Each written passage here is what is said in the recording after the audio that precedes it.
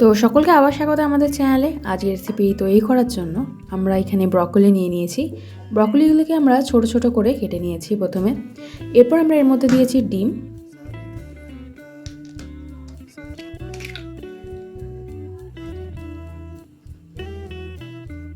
ময়দা, চিজ, রসুন কুচি, নুন, গোলমরিচ, গরম মশলা দিয়ে আমরা ভালো করে এটিকে মিক্স করে নেব।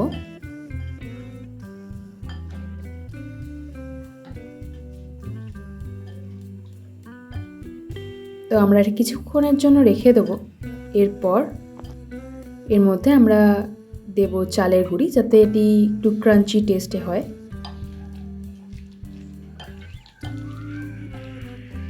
এরপর আমরা কড়াইয়ের মধ্যে প্রথমে সাদা তেল দেব এবং এক এক করে আমাদের ব্রকলি দিয়ে দেবো এর মধ্যে।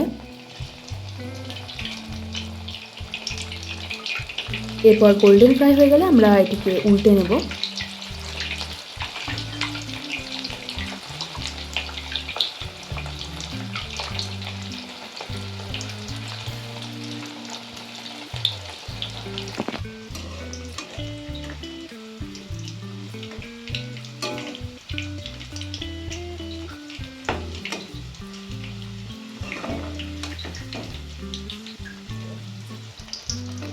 এরপর এরকম গোল্ডেন হয়ে গেলে আমরা একে একে আমাদের এই ব্রকলিগুলিকে তুলে নেব।